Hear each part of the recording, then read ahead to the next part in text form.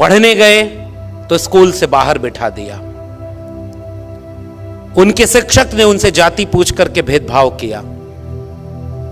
बाल मन के बाबा साहब घर लौटे, मां से पूछा कि ये क्यों हमें पढ़ने का अधिकार नहीं। मां ने कहा क्योंकि हम उनके नीची जाति में आते हैं। बच्चे ने पूछा कि ये कहां लिखा, कैसे पता कि हम किस जाति में आते हैं। मां ने कहा किसी किताब में लिखा है कि हम सब छोटी जाति, नीची जाति से आते हैं। और बच्चे ने कहा कि मां किताब में तो गलत भी लिखा हो सकता है, मुझे मौका मिलेगा तो मैं उस किताब को बदल दूंगा और ऐसी किताब लिखूंगा जिसमें इंसान इंसान बराबर होंगे, कोई छोटा या बड़ा नहीं होगा। और उस किताब का नाम है भारत का संविधान।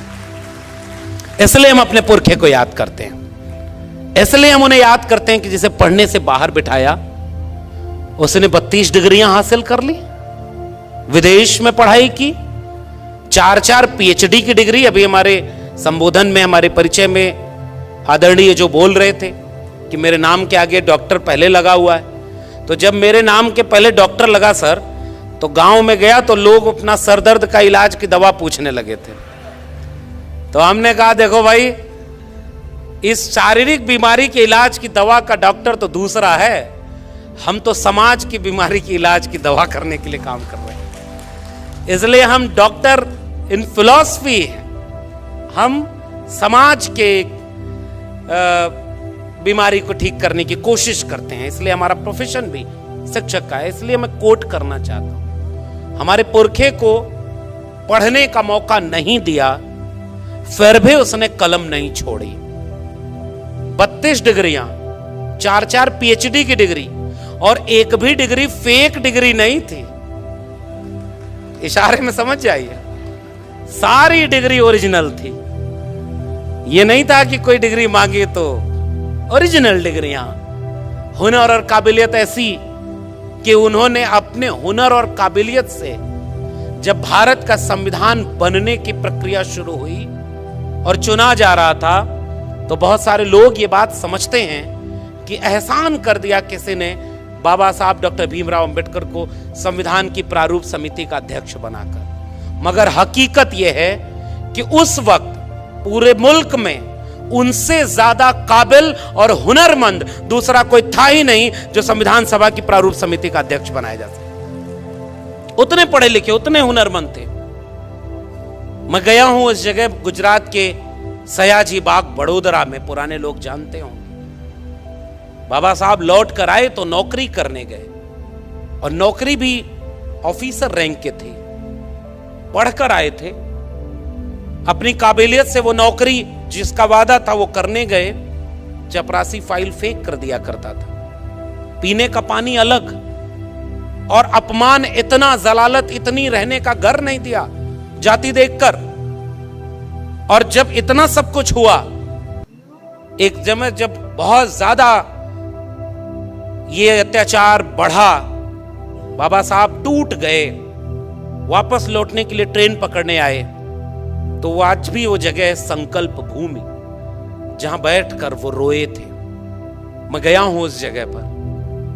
बाबा साहब अंबेडकर का इतना अपमान, अगर वो देश छोड़कर भागने वाले होते तो इतनी डिग्रियां थी, विदेश में किसी भी देश में जाते, क्लास 1 की नौकरी होती, कोई जाति पूछकर भेदभाव नहीं करता, शान से जिंदगी जीते कि ये मुल्क रहने लायक नहीं है। इतना पढ़ लिख कर आए तब भी ये जातिवाद करते हैं, वो देश छोड़कर चले गए होते। मगर हमारे पुरखों का इतिहास ये है, वो भागने वाले नहीं, वो बदलने वाले थे। वहां उन्होंने संकल्प लिया कि मैं इतना पढ़ के लौटा हूं तो मेरे साथ इतना भेदभाव, मेरे समाज के साथ कितना भेदभाव होगा। वहीं संकल्प लिया कि अब इस मुल्क में रहकर, इस मुल्क की बेहतरी के लिए तब तक चैन से नहीं बैठूंगा जब तक अपने समाज को इस अपमान से मुक्त करने का बीड़ा न उठा लूं। इसलिए उस जगह को संकल्प भूमि के रूप में याद किया जाता है, और उस संकल्प को मैं याद करना चाहता हूं। और उस संकल्प की परिणति थी जो संविधान तक की यात्रा पहुंची। आजाद हुआ भारत तो इस देश में, इसकी आवाज थोड़ी ठीक करा दीजिए, अचानक बढ़ गई। तो जब देश आजाद हुआ तो कोशिश ये की गई कि बाबा साहब को गायब कर दिया जाए। ये हकीकत है इस देश की। बाबा साहब का पूरा लिखा हुआ कब प्रकाशित हुआ? 1980 के आसपास। जिसका आजादी में पूरा योगदान भी न हो, जिसके दिल में धर्म ज्यादा बड़ा अहमियत रखता हो, जिन लोगों ने इस देश में यह लिखा है, महाराष्ट्र के लोगों आपकी भाषा में, आप ही के बीच के लोग थे जिन लोगों ने यह लिखा कि ये कुंभी किसान तेली कुम्हार संसद में बैठकर क्या करेंगे, उन लोगों को तो इस देश में पढ़ाया गया कि वो आजादी की लड़ाई के दीवाने थे, वो राष्ट्रभक्त थे। जिनके दिल में धर्म ज्यादा बड़ा था वो भी देशभक्त पढ़ाए गए, और जिन्होंने इस मुल्क की कुर्बानी के लिए क्या क्या नहीं सहा, उनकी किताबें नहीं छपी गई। बाबा साहब को भारत रत्न कब मिला? 1990 में आकर मिला। संयुक्त मोर्चा की सरकार, विश्वनाथ प्रताप सिंह की सरकार, मानवर कांशी राम का आंदोलन और उस सब की प्रेरित में बाबा साहब को भारत रत्न देने में इस देश की आजादी के 40 साल गुजर गए, मगर उन्हें पता ही नहीं था। आपके भारत रत्न के मोहताज नहीं थे डॉक्टर अंबेडकर। वो अपने हुनर और अपनी काबिलियत से भारत रत्न ही नहीं, विश्व रत्न बन चुके थे। बस वक्त था लोगों को पहचानने का। तो इस तरह का इतिहास इस देश का है, और हम जानते हैं। हमारे हाथ में कलम और किताब आई तो हमने पढ़ा है अपना इतिहास। क्यों डॉक्टर अंबेडकर का पूरा प्रकाशन 40 साल लग गए प्रकाशित होने में?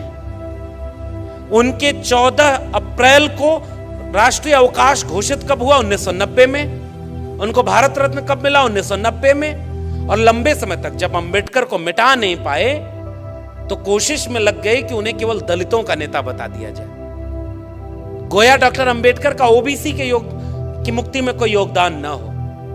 तब हम जैसे लोगों ने पढ़ा और हमारे लोगों ने देश और दुनिया को यह बात समझाई, देश के ओबीसी को यह बात समझाई कि अनुच्छेद 15(4), अनुच्छेद 16(4), अनुच्छेद 340 जिसमें ओबीसी को हक मिला, वो बाबा साहब ने जोड़ा। और उससे महत्वपूर्ण बात, जब मंत्रिमंडल से इस्तीफा दिया तो हिंदू कोड बिल के बाद सबसे महत्वपूर्ण वजह यह बताई कि ओबीसी के हित के लिए जो कमीशन गठित करना है वो नहीं बनाया जा रहा है, जिससे ओबीसी का कल्याण नहीं हो रहा है। इससे नाराज होकर डॉक्टर अंबेडकर ने मंत्रिमंडल से इस्तीफा दे दिया। फिर भी इस देश में यह नहीं बताया गया कि ओबीसी के लिए डॉक्टर अंबेडकर ने क्या किया। दलितों के नेता थे, महिलाओं के लिए ग्रेच्युटी, पे grade, child care leave, maternity leave, trade union के लिए काम करने वाले वेतन भत्ता, पे ग्रेड, ग्रेच्युटी की बात करने वाले डॉक्टर अंबेडकर को कोई कॉमरेड डॉक्टर अंबेडकर की तरह नहीं पढ़ाया। 5 अखबार निकालते थे बाबा साहब, और पत्रकारिता में डॉक्टर अंबेडकर पत्रकार के रूप में नहीं पढ़ाए गए। फेमिनिस्ट मूवमेंट में महिलाओं के आंदोलन के रूप में डॉक्टर अंबेडकर नहीं पढ़ाए गए। तो ये सारी यात्रा ये थी कि उनको बांट दिया जाए, कमजोर कर दिया जाए। मगर एक बात बाबा साहब भी जानते थे, इसलिए यूं ही नहीं लिख दिया था कि शिक्षा वो शेरनी का दूध है, उसे जो पिएगा वो दहाड़ेगा। बाबा साहब के लोग पढ़ने लगे, और आज देखिए देश नहीं दुनिया में जन आंदोलन और न्याय की हर लड़ाई में अगर कोई सबसे बड़ा आइकॉन है तो बाबा साहब डॉक्टर भीमराव अंबेडकर हैं। ये इस देश का और उनका हुनर था, और इसलिए हम बाबा साहब को याद करते हुए संविधान को याद करना चाहते हैं। और इसलिए हम ये बात कहना चाह रहे हैं कि इस संविधान में हिंदू, मुस्लिम, सिख, ईसाई सबको समान लिखा है। हिंदू, मुस्लिम, सिख, ईसाई सबको समान लिखा है। मिटाकर जाति पाति भेदभाव बाबा साहब ने संविधान लिखा है। सब मिटाकर, फर्क मिटाकर, गैर बराबरी मिटाकर। और एक बात और नागपुर से पूरे देश को सुनना और समझना चाहिए। हमारा अगर कोई 100 रुपया चुरा ले, हमारे पिता का अगर अपमान कर दे, हमें कोई गाली दे दे, तो हम इस बात के इंतजार में रहते हैं कि इसने हमारा अपमान किया है, मौका मिलेगा तो इसका बदला लेंगे। और बाबा साहब की कलम को मौका मिला था कि हजारों साल से जिनके पुरखों का अपमान किया गया, इंसान ही नहीं समझा गया, बाबा साहब के पास कलम में वो मौका था कि तुमने 2000 साल तक हमको अछूत बनाया, अब कम से कम 200 साल तक तुम्हें हम अछूत बनाएंगे क्योंकि हमारे हाथ में कलम है। मगर बाबा साहब डॉक्टर अंबेडकर, उन्होंने अपने पुरखों के होने वाले अपमान का बदला नहीं लिया। फर्क देखिए उनमें और हम में। उनके पुरखे को मौका मिला तो उन्होंने मनुस्मृति लिखी, और हमारे पुरखे को मौका मिला तो उसने भारत का संविधान लिखा जिसमें सब बराबर हैं, कोई किसी का बदला नहीं ले रहा। और यह बहुत महत्वपूर्ण बात है, इस देश को बतानी चाहिए कि बदला लेने की एक लाइन भी भारत के संविधान में नहीं लिखी है। और ये जो प्रस्तावना है, इस प्रस्तावना में भी केंद्र में है तो न्याय का मूल्य है, समता का मूल्य है। और बाबा साहब इसलिए बाबा साहब बन पाए क्योंकि उन्होंने अपने जीवन में 3 गुरु बनाए थे। पहले गुरु तथागत बुद्ध, दूसरे गुरु महात्मा कबीर, और तीसरे गुरु महात्मा ज्योतिराव गोविंदराव फूले। और मैं आज कभी खड़ा होता हूं आज के वक्त में तो मुझे लगता है कई बार सबको याद करने की बजाय अगर हम अंबेडकर को अपना गुरु बना लें तो हम अपने आप उस पूरी विरासत से जुड़ जाएंगे जिससे डॉक्टर अंबेडकर जुड़े हुए थे। इसलिए हमारा भी कोई राजनीतिक सामाजिक गुरु है तो बाबा साहब डॉक्टर भीमराव अंबेडकर जैसे हैं। तथागत बुद्ध को से मिले नहीं थे डॉक्टर अंबेडकर। महात्मा कबीर 2000 साल पहले तथागत बुद्ध, लगभग 700-800 साल पहले कबीर हुए। मोह को कहां ढूंढे रे बंदे, मैं तो तेरे पास में। ना मैं मंदिर, ना मैं मस्जिद, ना काबे कैलाश में, ना मैं जप में, ना मैं तप में, ना मैं व्रत उपवास में। खोजी हो तो तुरते मिले हो पल भर की तलाश में। कहें कबीर सुनो भाई साधो, मैं तो हूं विश्वास में। उस पुरखे को मिले नहीं थे बाबा साहब, लेकिन उन्हें अपना गुरु बनाया था। और इवन महात्मा फूले से भी नहीं मिल पाए बाबा साहब डॉक्टर अंबेडकर। 1891 और उसके पहले तारीख आ गई 1888। लेकिन मुझे याद है कि इन तीनों गुरुओं से बिना मिले उन्हें अपना राजनीतिक और सामाजिक गुरु मानते थे बाबा साहब। हम अपना सामाजिक और राजनीतिक गुरु बाबा साहब को मानते हैं। इसलिए इस बात को हम कहना चाहते हैं। और आप यहां से देखिए कि संविधान निर्माण की प्रस्तावना में एक बेहद दिलचस्प काम हुआ। उस दिलचस्प काम को मैं यहां से याद करना चाहता हूं क्योंकि बहुत सम्मानित मंच है, बहुत वैचारिक मंच है। मैं 2-3 नाम पढ़ रहा हूं। संविधान बनने की प्रक्रिया शुरू हुई है। देखिए, संविधान की प्रस्तावना की शुरुआत कहां से की जाए, पहला शब्द क्या हो, इसको लेकर डिबेट शुरू हुई है संविधान सभा में। एक शख्स है जिसका नाम है HV कामत। इन्होंने सुझाव दिया कि भारत के संविधान की शुरुआत यानी प्रस्तावना की शुरुआत ईश्वर के नाम पर हम भारत के लोग से होनी चाहिए। यानी सबसे पहला नाम होना चाहिए ईश्वर। दूसरे शख्स हैं संविधान सभा में गोविंद मालवीय। गोविंद मालवीय ने एक संशोधन पेश किया और उस संशोधन प्रस्ताव में लिखा कि परमेश्वर सर्वोच्च प्राणी और ब्रह्मांड के भगवान की दया से भारत का संविधान शुरू होना चाहिए। अगले शख्स का नाम है कोई समथिंग सक्सेना। उन्होंने कहा कि प्रस्तावना में भगवान और गांधी का नाम शामिल होना चाहिए और इसके खिलाफ तर्कों पर विचार किया, जिसमें उन्होंने कहा कि भाई आयरिश संविधान वो अपने शहीदों की याद से और भगवान की स्तुति से शुरू होता है, दुनिया के कई संविधान से शुरू होते हैं। अगले शख्स है गोविंद मालवीय। उनका दृष्टिकोण था कि मैं एक विभाजन चाहता हूं क्योंकि मुझे लगता है कि हम इस देश और इसके लोगों के साथ अन्याय कर रहे हैं और मैं जानना चाहता हूं कि इस विषय पर कौन क्या सोचता है। यह आरोप लगाने वाले तरीके से जो दक्षिणपंथी हिंदू विचार था कि कौन इस बात में सहमत है कि संविधान भगवान के नाम से शुरू होना चाहिए या नहीं होना चाहिए। बाबा साहब डॉक्टर अंबेडकर ने कहा कि तमाम लोगों के सुझाव आए हैं, इस पर वोटिंग होनी चाहिए। कुछ लोगों ने कहा कि नहीं, भगवान के नाम पर वोटिंग कैसे होगी, तो हाथ उठवाए गए। और यहां से इस देश के नागरिकों को एक बात समझनी होगी, उस हाथ उठवाने में कि भारत का संविधान किसी भगवान के नाम से शुरू हो, 41 यानी 41 लोग इसके समर्थन में थे, 68 लोग इसके खिलाफ वोट देते हैं। और उसके बाद बाबा साहब की चतुराई से ये देश का संविधान किसी भी और नाम के संबोधन से नहीं शुरू हुआ। इसका पहला लफ्ज है हम भारत के लोग, यानी we the people of India, और इससे इस देश का संविधान शुरू होता है। और ये कोई सामान्य बात नहीं है। बाबा साहब अंबेडकर ने बहुत सोच विचार कर और उनके राय से कन्विंस लोगों ने हम भारत के लोग को सबसे बड़ा माना। और इसलिए मेरी नजर में ये जो हम भारत के लोग हैं, यही भारत है, यही देश है।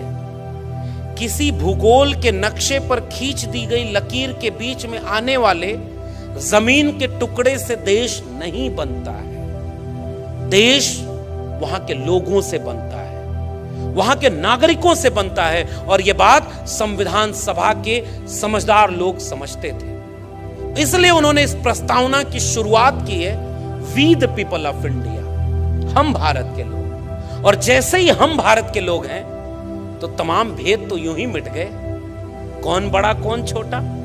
क्योंकि यह देश तो ऐसा देश रहा है, कुछ लोगों ने इस बात का भी ध्यान नहीं रखा कि भाई तुम लिख कर जा रहे हो अपने धर्म ग्रंथ में, तो एक दिन ऐसा आएगा लोग पढ़ेंगे और कहीं हंसने न लगे कि दुनिया में इंसान एक तरफ पैदा हुआ और तुमने अपने को श्रेष्ठ दिखाने के लिए कहा कि हम मुख से पैदा हुए हैं।